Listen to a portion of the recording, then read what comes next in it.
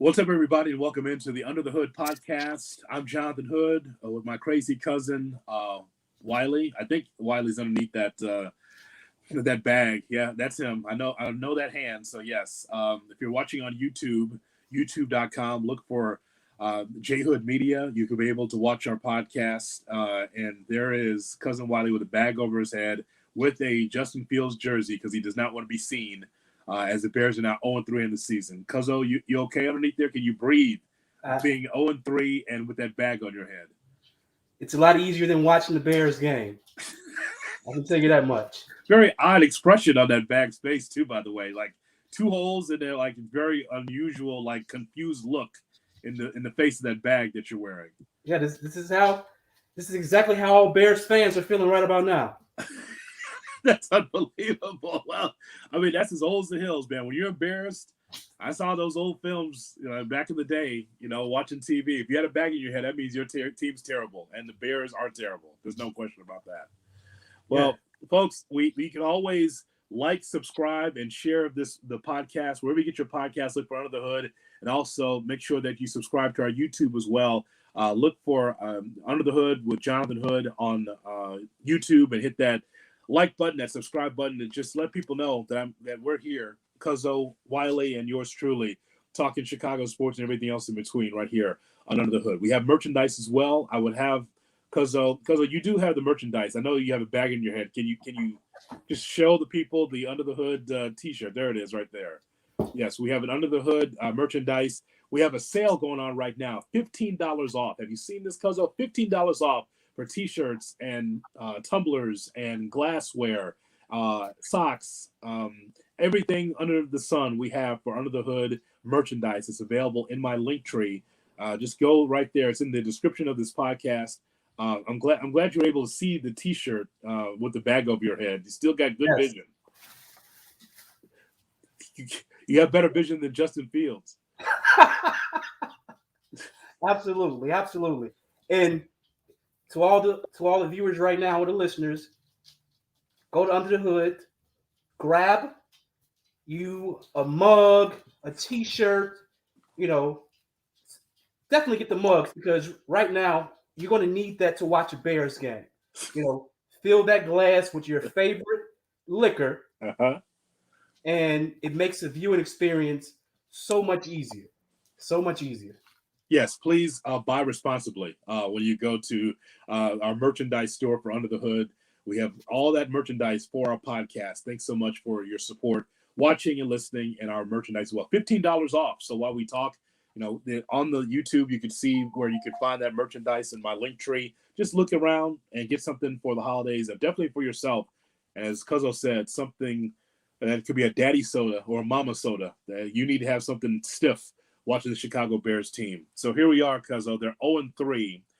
And as I've been saying, when we have reviewed the Packers game and the Tampa Bay Buccaneers game, those are winnable games for the Bears. If they had talent, if they had coaching, whatever it is, it's just very unfortunate now that we're looking at a football team that's 0-3 as we sit here today. And it wasn't just that they got beat by Kansas City. They were going to lose against Kansas City. It's just the idea of how they got beat. I can make a case it was 41-0, even though they got garbage points at the end, but it's bad. It's rock bottom right now. It is, and to me, you have to.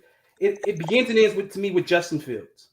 Like, here's a guy who has no confidence, and you can't replace him now because you have the worst quarterback in NFL history as his backup, and you have a D2 guy who is just learning the game. Mm-hmm. So you have to ride it out with them for as long as you can, but he has no confidence. And it's bringing down, to me, the entire team, because I look at the roster defensively and offensively. Offensively, you have enough talent to score points. Mm-hmm. You have enough talent to win games. And we're not scoring points at all on offense. So when I look at the roster construction we got from Ryan Poles this offseason, it was like, hey, I'm going to put enough around Justin Fields so we can find out if he is the guy. Yeah. Offensively, our back seven will be okay. Front four sucks, but back seven will be okay. But defensively, we're going to need to improve the following season. But offensively, we're going to have enough talent around Justin Fields to find out, is he our future franchise quarterback, or will we be in the market for another starting quarterback in the April draft? And I think the answer right now is clear. You're going to need a new quarterback in April, because you have a quarterback who, for whatever reason, has zero confidence, and it shows with his play on the field. It shows with what he says post game, pre game, interviews. But you have no alternatives. So, like, as if you're some guy on all, if you're DJ Moore, or if you're Tremaine Edmonds on defense, and you see this, like, that has to be demoralizing. But you have nowhere to turn, because you can't turn to Nathan Peterman. He's the worst quarterback in NFL history. Sure. You can't turn to Bagent. The guy is a D2 quarterback who's learning the game. So you have no alternative but to ride out with Fields. And I think that's bringing down the whole operation. I don't understand a couple of things I don't understand, Cuzzo. I don't understand why the Bears are going backwards at the quarterback position. I mean, it's on Justin to be able to just say, look, if I have the autonomy to audible, I'm going to run, or I'm going to run out of the pocket so I can be able to get the ball down the field. Whatever he needs to do to have better vision down the field, you got to do it, right? You just can't sit back there, 5-step drop, and just allow the offensive line to just be leaky, and then he gets sacked. I guess my point is that I don't know why the Bears are going back to where they were last year, in which, if you remember the first few games of the season, that Justin was a pure pocket passer and robotic, or whatever he wants to say, and got killed. Then after the Washington game, a game that the Bears should have won, then all of a sudden you start seeing Justin Fields run out of the pocket. Now, again, those are not equal wins. The Bears only had 3 wins last year, but the point is that at least Justin Fields was on the move. I'm not trying to make him Lamar Jackson, but what I'm saying is that it's actually a better alternative than to just continue to go back, pat the ball, wait 4 seconds, and get sacked or tackle for a loss. That just won't do. It just won't do. The idea that he had the same plan, came up there with all that bravado, talking about, I got to be more like myself. I might be coaching. That might be the reason why I'm being held back. He offered it. So that might be the case. But at the same time, you can't do the same things if you think, it might be coaching, might be me, it's on me. So as a pocket passer, it's not working. He needs to roll around in the pocket to find receivers or to run, because otherwise his offense is not moving. And that's as simple as I can put it. So I think it's a combination of the Bears challenging Fields, and then Fields stubbornly, wanting to prove that I can be a pocket passer, that I can be something different than I was last year. And part of it too is I think defenses have adjusted. They've made him play quarterback with how the rushing lanes, keeping a spy in, they've made him play quarterback. So you look at the stats, 80% of Justin Fields' sacks have come after 4+ seconds. Yeah. 80%. So you have 4 seconds to do something with the ball, but you're still refusing or incapable of doing it. And that makes the offensive line look worse. That makes the receivers look worse. That makes coaching look worse. It doesn't help the defense because they're back on the field after another 3 and out. So you have to find something has to change for this kid to either snap out of it, or you have to sit him. Like at some point in the next few weeks, even if you are bringing in the worst quarterback in NFL history to spell him during a game, if he's struggling like he did last week, and you're in the 3rd or 4th quarter, you have to sit him down and say, hey, you know what? We're going to let Nathan Peterman bum ass take it from here on out. And you can come back next week. But there has to be some consequences to incompetence. He should have been out of the game against Kansas City, because when he got dinged with that forearm by Gay against Kansas City, and then he was kind of wobbly, and DJ Moore to take him off the field, because Fields is just ready for the next play. He clearly was dinged. He went into the blue tent, and then, as Coach Eberflus told me on ESPN Chicago, like, yeah, he was cleared, so that's why we put him back out there. And for those that missed it, on the radio show I do with David Kaplan, we have the head coach of the Bears on at 8:30 a.m. Central Time every Monday after the game. And I said, why'd you put him back in the ball game? The game's out of reach. Why didn't you just take him out? He goes, oh, well, he was cleared. He wanted to play, all that kind of thing. It's like, wait a second. There's the same game in which Patrick Mahomes, who, is petulant, and we've seen this in the Netflix docuseries Quarterback.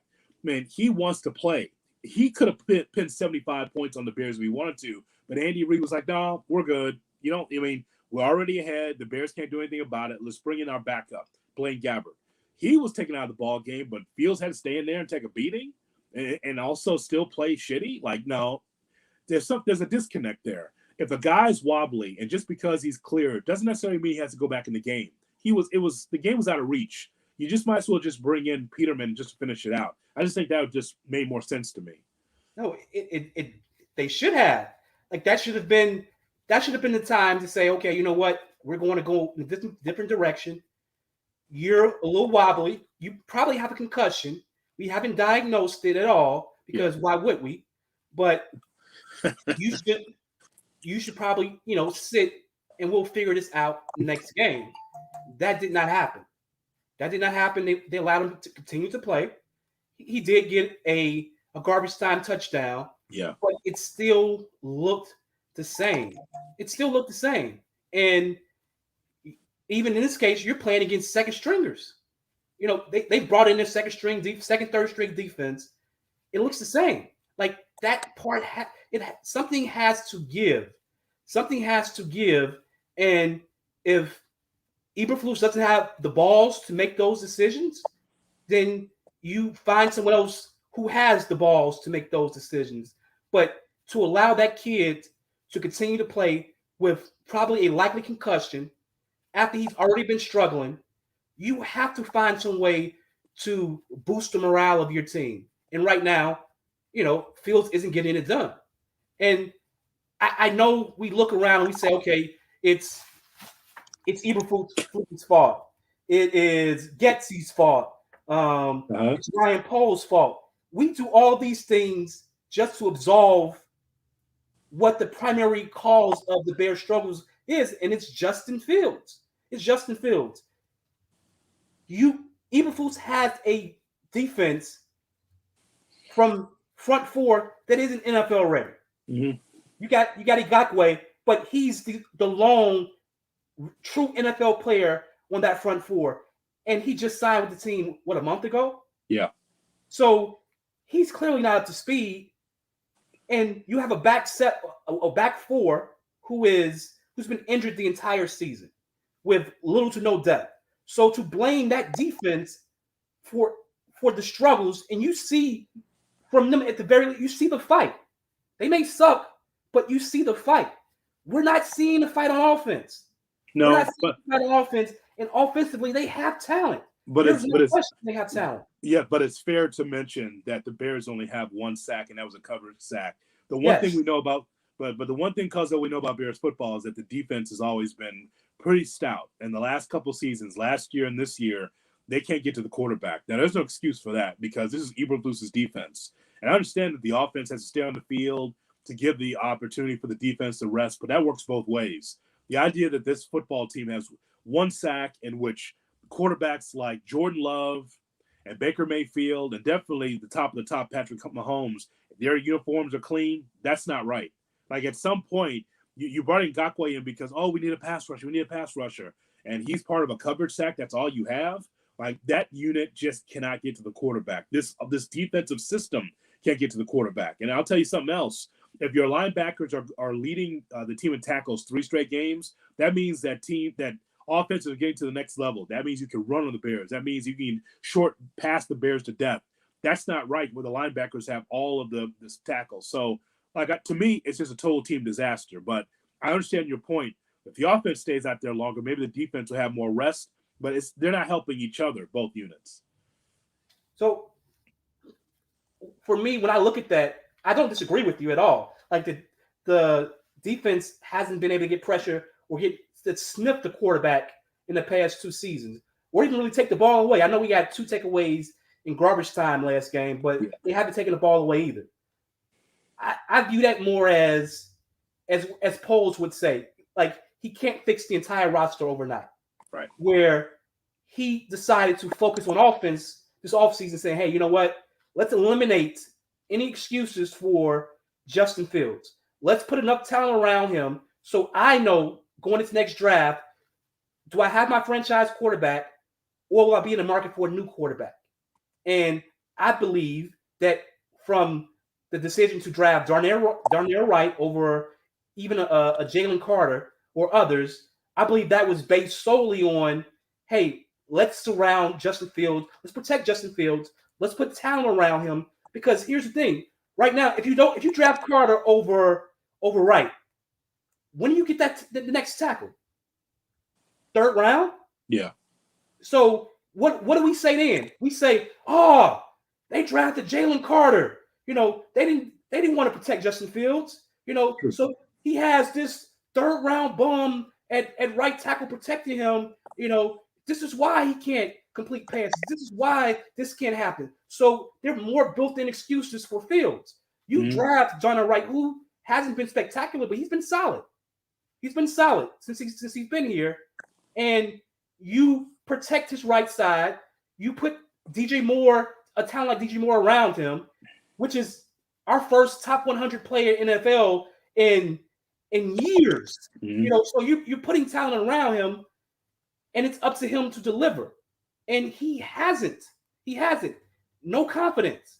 So we can look and say, okay, yeah, Eberflus's defense, no pressure, leaky secondary because of injuries.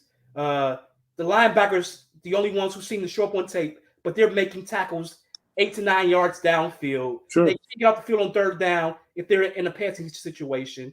So you can look at the defense and criticize it, but to me, that's more of the talent gap, especially up front, is so wide that you're asking the back 7 with injuries to be perfect. And I don't think they're capable of being that yet. So here's what's crazy. So the Bears take on the Denver Broncos on Sunday. And the Broncos got the break speed off of them, 70-20 against Miami. Miami is a prolific offense, and they did this without Jalen Waddle, which is amazing, right? So yes. 70-20.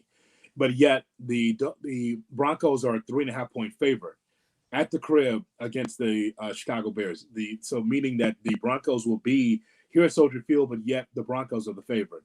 Now, this is the same Denver Broncos team, by the way, that is opponents are averaging 7.2 yards per play against the Broncos. The Denver Broncos have allowed 122 points in 3 games. Okay, so it's been a disaster for Sean Payton.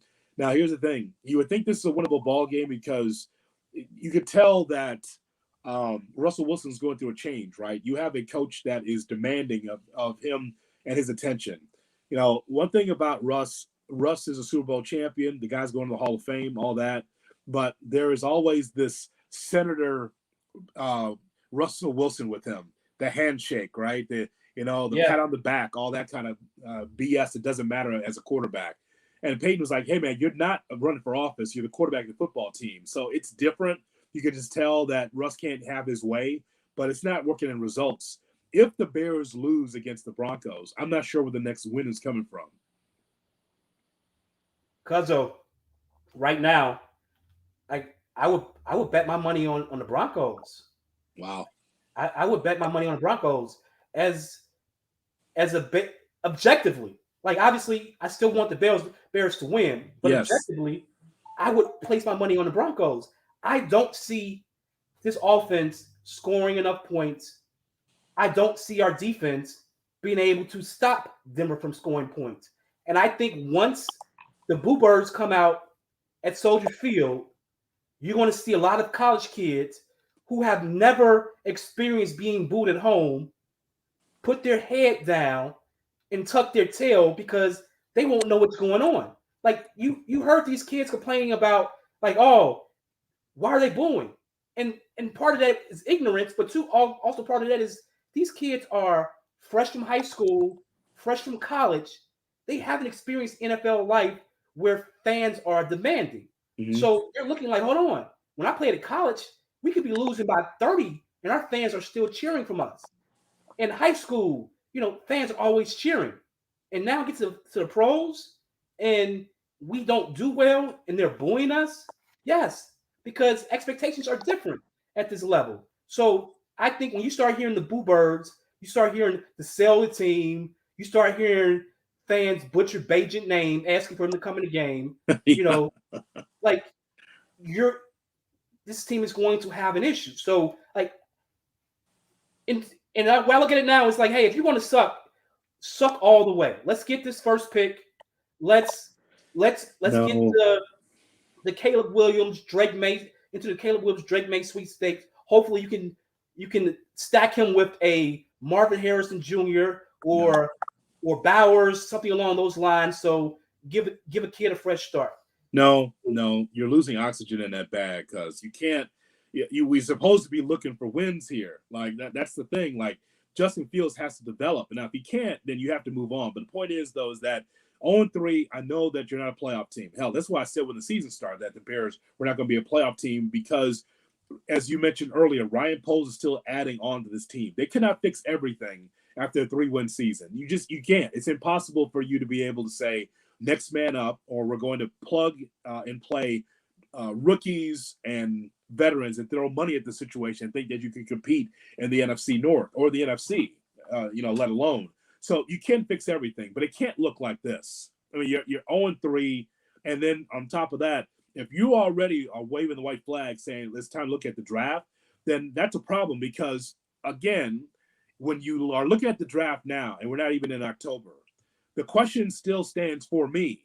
If there is going to be a new quarterback in place, if there's going to be a new play design, who's going to coach the next Caleb Williams? Who's going to coach the next Marvin Harrison Jr.? Who's going to coach Bowers, the tight end from Georgia, if the Bears get a number 1 pick or the first 2 picks early in the draft? Who's going to coach him? That's the whole thing. That means another regime. That means someone else that's going to be in place. Now, should Eberflus be fired? There's no question. You can't keep losing like this. The Bears, for those that are listening and watching that don't know, the Bears have not won a football game since late October of last year. So they just keep losing. And so you just can't keep going like this. Now, you can just play out the string and say, forget it. We'll just wait for the next head coach. But this is not working at this point in time.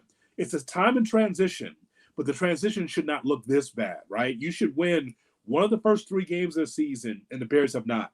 If they lose against Denver, and again, I accentuate the point that the Bears are the underdog at home against a team that got beat by 50. That shows you how bad the Bears are. And I just double-checked it again. Yeah, Denver 3.5, over under 46 at Soldier Field. That's bad. That shows you're not going in the right direction. So the idea that we're rolling it up now, just waiting for the draft, like, I don't want that for this Bears team. But this is where they're headed, so I get it.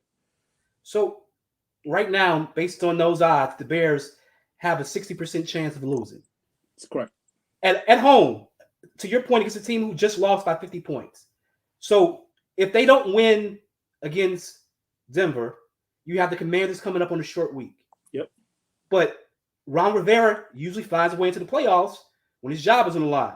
Yeah, so, it's against the Bears, too. You think Chico will be ready for that game? Yeah, of course he will. Yeah. So I would expect him to win that game. As I told you before, I think last week we talked. There's a chance the Bears may not win a game until November 9th when they play the Panthers. There's a chance they may not win one game until they play the Panthers on November 9th. That's bad. That's bad. And also, I mean, obviously that means you're going to be in the market for a new coach next year. But here's the truth. Like, I think the job is more attractive because not only do you have young talent on the roster now, as opposed to before when you were old and talentless, you were in cap hell, you had no draft capital at all, so now Poles has in 18 months rebuilt the roster. You have some young talent, you have salary cap space. Yeah. And you have a shitload of draft capital going forward. So if I am a young coach looking for an opportunity, there's no place I would rather be than the Bears. So I think the job is attractive, but once you lose out until November, your coach is gone. And he knows that. Like, listening to Hood, you should ask him, like, is Mama Bear paying the phone bills over at Hallis Hall? Because every time you ask a question that's even remotely tough, he has phone issues. Oh, are you there? Oh, yeah. About that question. So like, you can tell he feels the pressure. He clearly feels the pressure, and it looks like the pressure is getting to him. If you watch and listen to him in comparison to during the preseason or last year, he looks like a guy who recognizes his time is coming to an end. If I'm a player, that's not a leader I want to have. Because if you're telling me, I'm in the trenches, you're telling me to dig deeper, focus, do all these things, and now you're feeling some heat, and you're showing it by your words, by your look, and even by your actions, that you can't handle the pressure. That doesn't inspire me at all. It's not Mark Trestman level bad, but if I'm a player and I'm listening and watching my coach, I'm not inspired. I know that he knows that his time is coming to an end. It's bad, Cuzzo. And if you ask me who runs the football best on this football team, I would tell you Matt Eberflus, because no one dodges it and moves around in the pocket like Matt Eberflus every Monday at 8:30. I mean, seriously, honest to God. I appreciate that he spends time with us on ESPN Chicago every Monday morning, but he has no answers. I mean, we're asking him all the questions. I feel like when we interview Matt Eberflus, and I did it solo this past Monday because my partner was off for Yom Kippur, I just think that I think that we're asking the questions that the audience wants to know, right? The same questions and comments that come in like, okay, well, I'll write it down. And I write down all week all the comments that people make, and then I ask that question about the game and just about scenarios. And so he's not really into answering my questions or the audience's questions. He's just trying to be positive. He talks about like the 3 splash plays that the Bears made, 2 in garbage time, and I think they're pretty much all in garbage time. Everything was in the fourth quarter. So he's got nothing to hang his hat on. It's bad. It's really bad. So we'll see what happens with this Bears team as they lose against Kansas City, a game they were going to lose, but just the way they get lost and just everything that's been going on at Hallis Hall, from Nathan Peterman being cut and brought back the same day, Alan Williams, the defensive coordinator. We still don't know what's going on with Alan Williams. We just know it was inappropriate. I don't know what that means. I've called around. We still don't know what's going on with Alan Williams, the defensive coordinator. I ain't trying to get sued, so I'm not going to guess about what's going on there. So we'll leave that alone. But it's just it's a mess up there. So, all right, you've had the bag on for 28 minutes. You can take it off now because I'm going to ask you about Coach Prime. You don't have to be embarrassed anymore as a Bears fan. We can ask non-Bears questions now. Now you can. Cuzzo's had the bag on his head the entire time because he's embarrassed as a Bears fan. Okay, so I won't let you keep the bag on all day because I'll move on to something else that's interesting that to us. And that is Colorado and Coach Prime. So watching the game on Saturday, I knew that Colorado would be outmatched. Oregon is just an amazing football team from top to bottom. I mean, I knew that going into Oregon, Colorado would have a hard time because it just was going to happen. Like, they were going to lose the game, and then they play USC coming up this Saturday. Also a tough game in Boulder because USC is just that good. But I think I find it interesting the comments from Dan Lanning, the head coach for the ball club that Colorado took on last week, Oregon. I just thought it was interesting because to me it was kind of like, okay, he's got this pep talk trying to get his team inspired. You know that Colorado's going to get spanked. But I find it interesting that he talks about that team being flashy, talking about Colorado being flashy. Oregon has 7,355 different uniforms. Right. Are they flashy with their uniforms? I just thought that the whole thing that went viral with Dan Lanning going after Colorado was interesting because it caused quite a buzz on social media. So I think there were a few things going on. I think obviously one, he was trying to motivate his squad before a game. I think there was some dog whistling that was going on. Uh, I think the dog whistling was for, you know, the old heads, the coaches, the fans, and even families who they're recruiting. Because you want to kind of stem the tide of what Dion is putting together.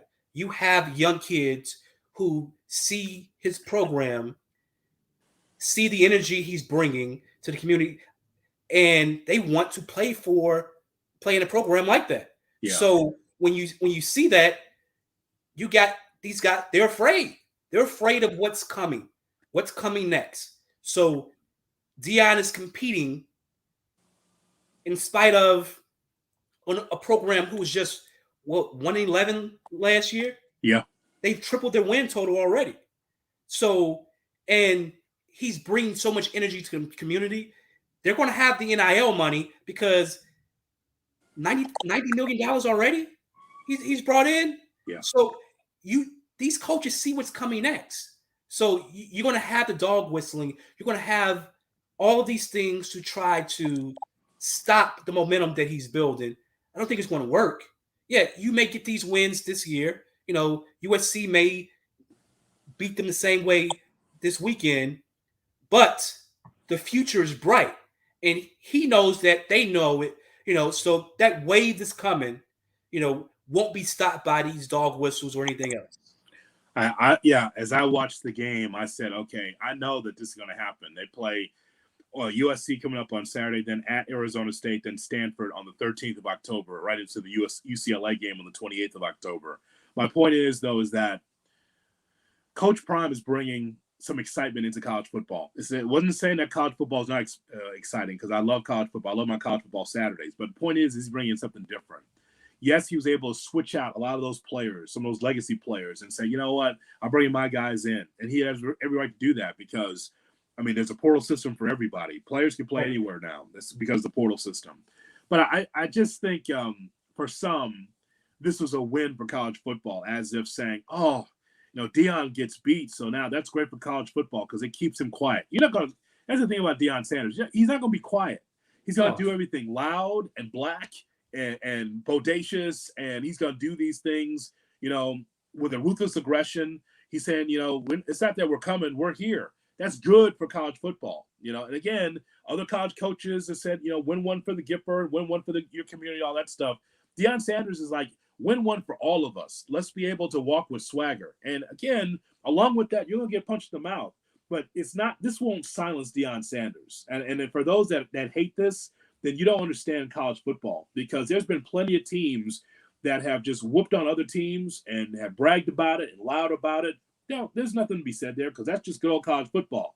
Deion does it a little bit too brash for some people. Not for me, because it brings another element to college football, and I think that's great. I think it's great for the sport.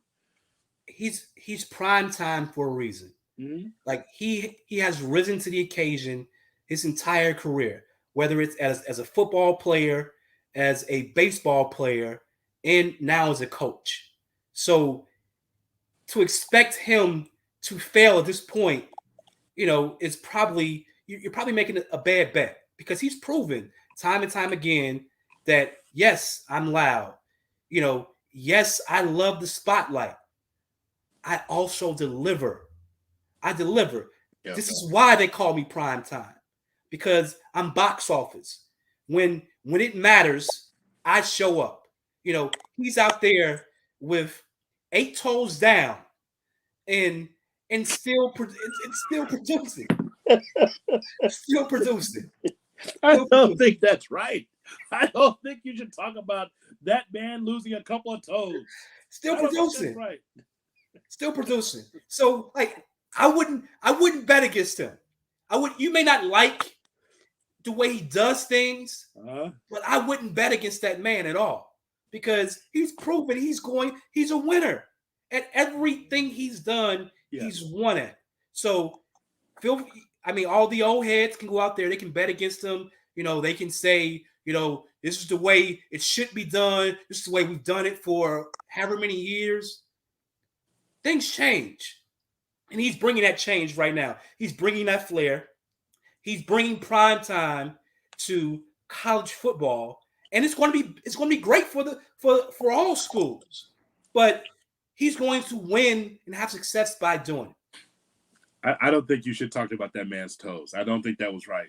I don't think that's right. He gets half off, when he gets his nails and feet done. So I think that's great. There's a discount there. The lady there with the files, like, oh, yeah, just keep moving. Go to the next ones. So I don't think that's right. But nonetheless, that loss is good for the program. Yeah. I know that sounds strange, but that just shows you, like, that's the level. It shows the coaching staff, but it shows the players. Like, that's the level that you got to play at. Like, that's – and they were shorthanded too. USC are a whole different level, Cuzzo. They were shorthanded. Like I'm not saying they would have won if they were at full strength, but they were also shorthanded. Yeah. They're missing arguably their best player. So you have to factor that into it as well. Mm-hmm. Like, if Caleb Williams misses next game, I'm sure USC, won't do as well. So when Colorado is missing their best player, to expect the same level of production, I don't think it's reasonable. But like, they're not he wasn't in excuse business. He said he owned what it was. They got their ass whooped. It was a good old fashioned ass whooping. But as he said, those experiences are, they're coming to an end real soon. Lastly, Cuzzo, I want to talk a little bit about the issues with Chicago sports right now, because we just went over the Bears. You don't need the bag. I'll just briefly mention the Chicago Bears being 0-3, haven't won since last October. And, if I'm Caleb Williams, I have a choice. Maybe the Bears might have the number 1 pick again, or go back to USC and get paid. Southern California and having a iron gate in front of you as an offensive line and weapons that you could throw to and the opportunity to win a national championship. Yeah, I know the Super Bowl is everything, but boy, that seems like a long uphill climb. If I'm Caleb Williams, I might consider staying in college. Who knows? But the Bears are in a bad spot. The Bulls season right around the corner. I cannot wait to chop it up with you, talk about the Bulls pretty soon here, because October's here, pretty damn close, and we'll be talking about the Bulls. That's not going in the right direction. That feels, again, mediocre because they did not make change. It's the same group that's coming back again with Levine and DeRozan and Vucevic. So it feels the same. And then no Lonzo Ball. So the Cubs have an opportunity to get to the playoffs here. They have a big series this week against Atlanta. Again, a measuring stick contest. How big is yours? How big is Atlanta's? You're going to find out how big is yours in this spot, right? The White Sox with their dollar tickets and free parking on Thursday. Cuzzo, we should consider it. That's pretty good. Yes. They weren't so bad. It's like, the expression, like, I wouldn't even go across the street to see such and such. I mean, that's where I am as a White Sox fan. I wouldn't go across the street to see nothing. That's how bad it is. The Blackhawks are rebuilding. The Sky are rebuilding. So I don't know where the championship is coming from. And the Sky actually were in the playoffs a few weeks ago. No one knew about that because they've been so bad. But somehow I was reading the headlines. I'm like, oh, the Sky are in the playoffs. Oh, they got so beat by Las Vegas, they're not even close to being the team they were even 2 years ago. So where's the next championship coming from? I don't know. And if I'm looking at every team, it's easy to say the Cubs because they're at least close to making the playoffs. I don't think it's really them, though, because they still have so many holes to fill. And there were some things you caught lightning in a bottle in some ways this year that I don't think you can duplicate going forward. If I'm being honest, I won't put the bag on, but I think based on like the building process, the Bears are probably closer. Granted, in baseball, if you get in, as we saw in 2005, if you get in, you get a ticket to the game, ticket to the dance, you have a chance of winning. So you can have the Sox get a ticket, you can have the Cubs get a ticket, and possibly, steal one. But the Bulls are not close. The Bulls are not close. Like, there's nothing you can do right now to make them close. The The Hawks are probably 4 or 5 years away in the rebuilding process. The the White Sox are, unless Uncle Jerry spends money this offseason, they're probably going to be about at least 5 years away from doing anything to compete. The Cubs are at the door, but I don't know if they really have the talent, you know, to get across the finish line. And then you have the Sky, who you said, like they're obviously in the rebuilding process. So I don't. I look at it and say the Bears probably, because at least you can see, yeah, like you're going to get 2 picks in the top 10, probably top 5 this year, but definitely in the top 10. Sure. Like those should be foundational pieces. Those should be foundational pieces to help you build for the future. And if you land a stud quarterback, a stud wide receiver or tight end, that takes your organization to the next level. Now you can pretty much put anything around those guys and you're going to compete because you have the quarterback in place. Right now, the Bulls don't have a superstar. They do not, no. And the Cubs, what is Justin Steele is the superstar? Can he No, can he repeat that next season? Or yeah. is he Dylan Cease? No, it's funny about the Cubs because the Cubs are doing this with a little cunning and guile, a little magic, right? Yeah. I mean, but it doesn't make them bad. It makes it seem like it. So what I think is that they're a year early, because I didn't think they were a playoff team this year. I told Cap, I said, this team is not a playoff team. Wait until next year. You spend more money. It'll solidify your spot in the playoffs by adding a little more in your pitching, right? And but this team is a little charmed. It doesn't mean that they're bad or they're lucky. I'm saying they're charmed in that, okay, here's Dansby Swanson. Here's Cody Bellinger on a prove-it deal, right? You got some magic from Stroman, then he got hurt, and now he's coming out of the bullpen.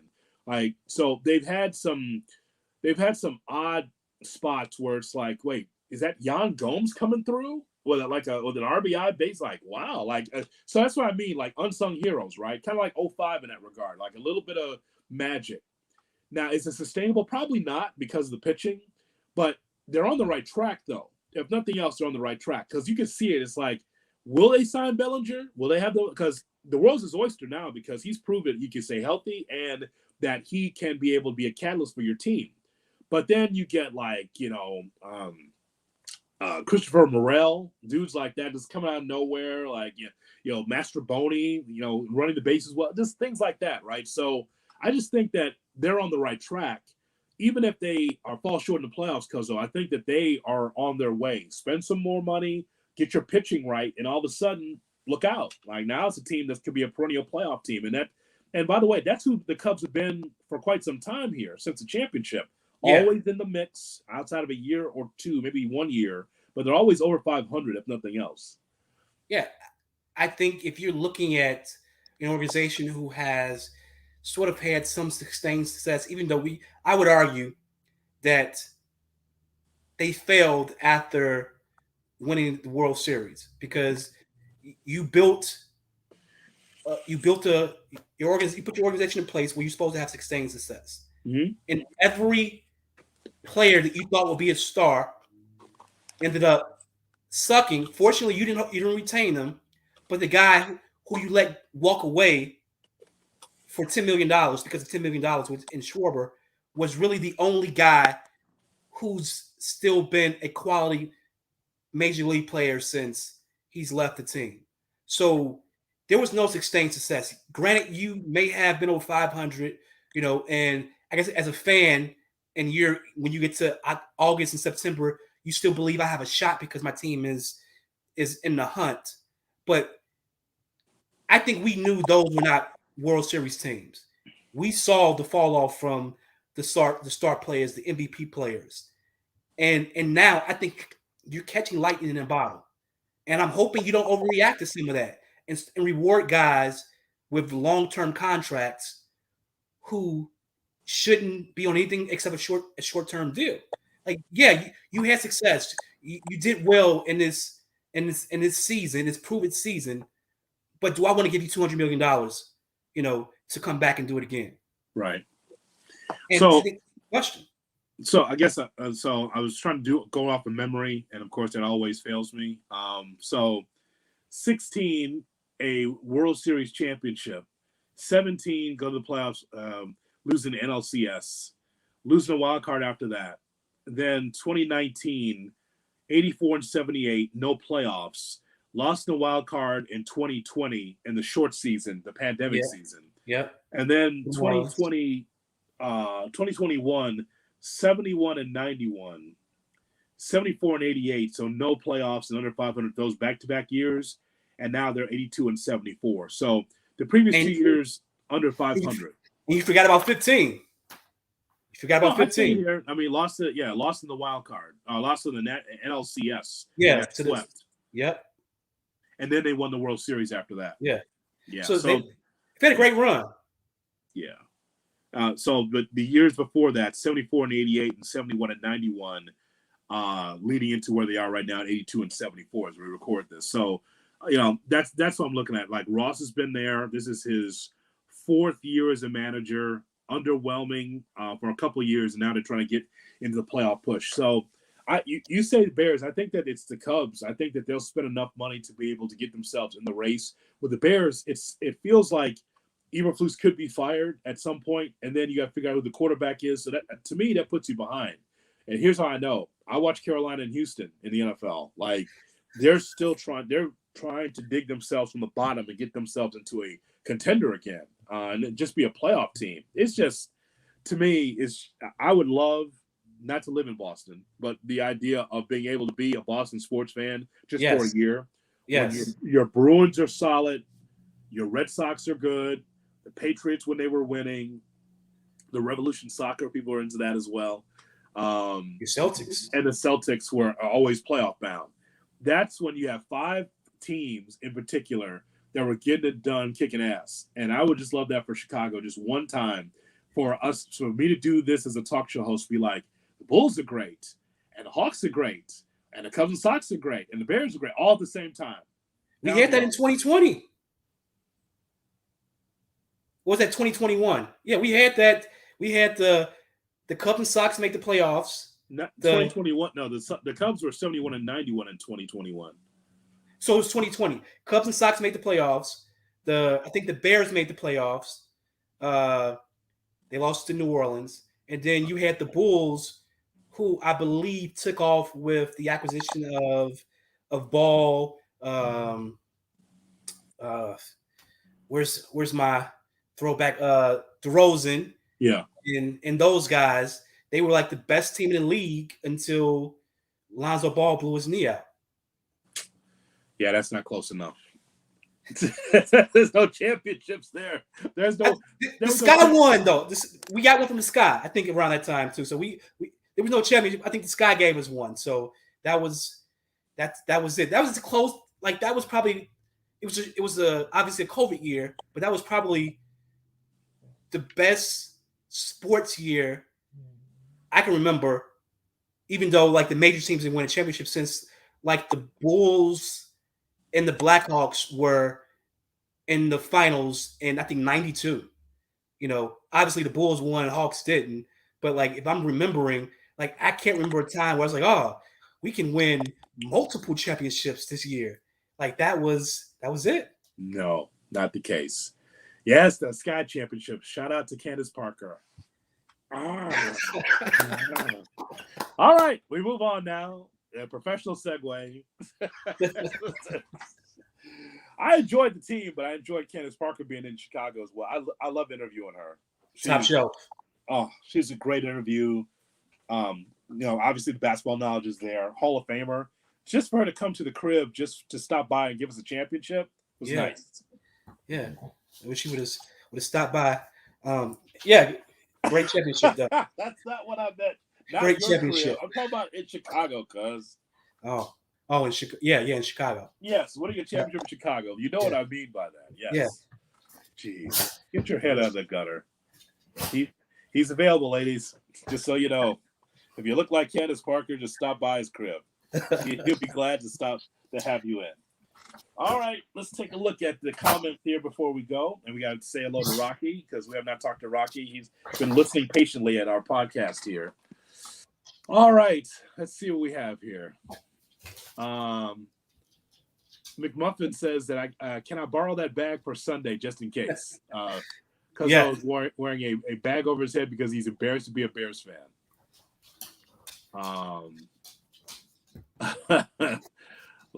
Lucky podcast. I think that's Sean Davis says that because he's got that bag on. Yeah, he got the bag on. I have to have the bag on because he's embarrassed. Embarrassed as a Bears fan. I totally understand that. Joseph Scalzo says that Justin, I believe he's talking about Justin. Justin is scared to throw the ball. Something is in his head. No, it's not that he's scared to throw the football. That's incorrect. I don't believe he's scared to throw the football. I think the problem is that he's waiting for some perfect play when he holds the ball 4 or 5 seconds. And it's like, there are dudes all over the film that's open. DJ Moore's like clapping his hands 15 yards down the field. You can see it on the film. Like, I wish I was just making a joke. It's not a joke, though. He's actually clapping his hands. Like, Cole Kmet's like, I ran my route. I turned. I'm here. Where are you? Right?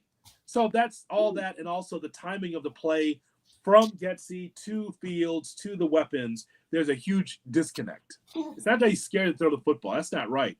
But at the same time, if you're not going to throw it, you need to run. You need to get that first down. Like, it's easy to say Luke Getsy is the problem. Okay, well, I think that could be. I think he's part of the problem, no doubt. But then the idea that if you have the ability to be able to audible out, because you got to be able to, it's your life, it's your career. You just can't just get back there and just be killed. You can't do that. So yeah, another McMuffin says I'm hoping that October 1st is a lucky day. I guess he's talking. That's the Bears game against Denver, right? That's it. Oh, there it is. Eric Collins says he says, "Where's the pooch?" And there it is. There's Rocky. Everyone's wondering on YouTube, where's Rocky? There it is. Rocky, the third member of our broadcast here. Rocky, good day to you. Your thoughts on the Bears, Rocky. Go ahead. Why doesn't Rocky have any thoughts? He just wants to be seen. Like, he wants a high five, but then there's no opinion. Where's the opinion from Rocky? It's an opinion show. Here's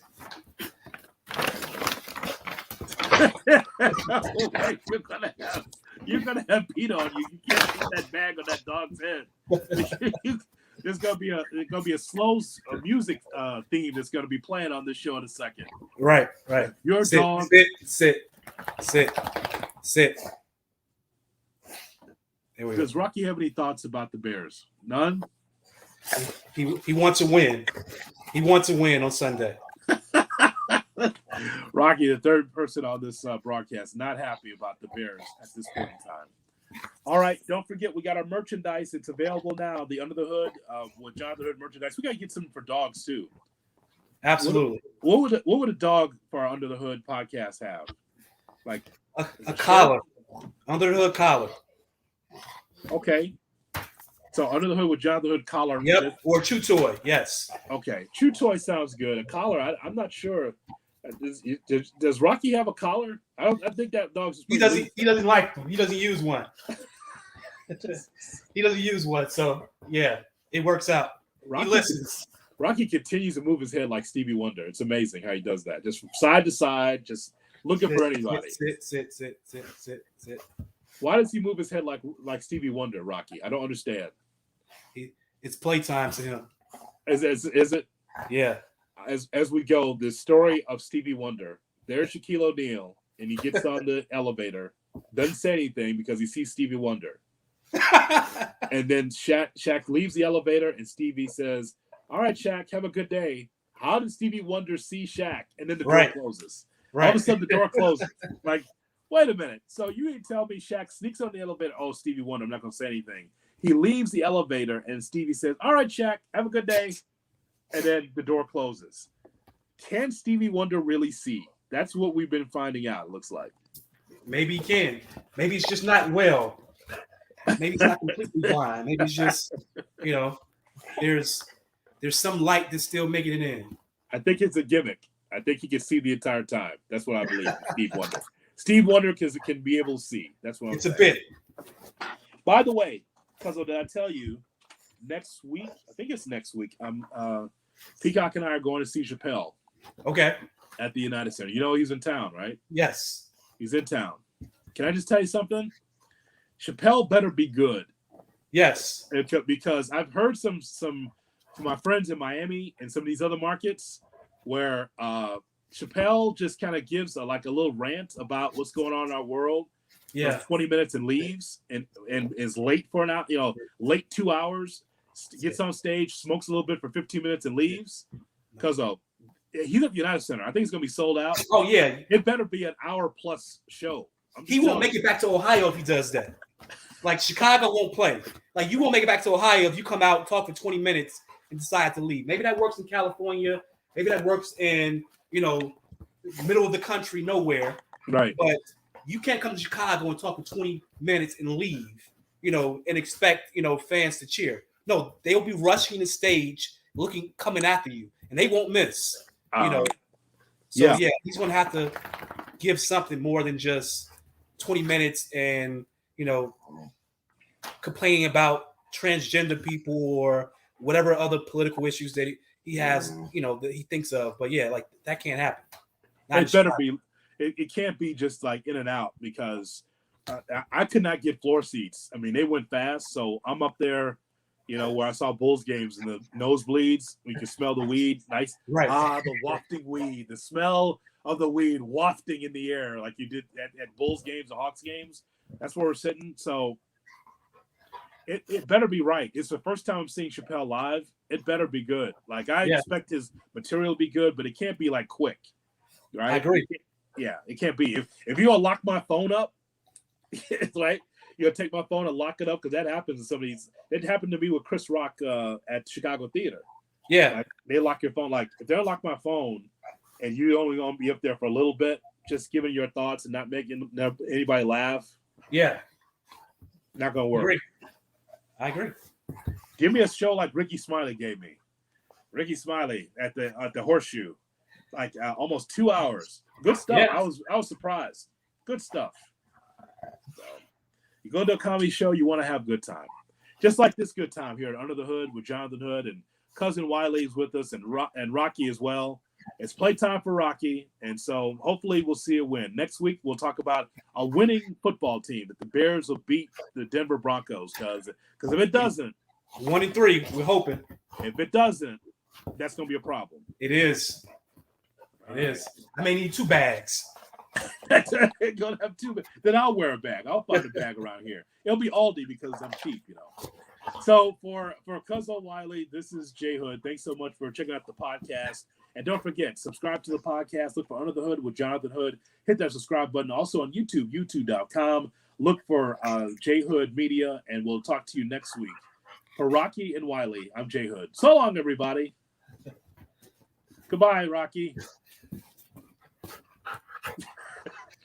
You're just looking for anybody. Looking for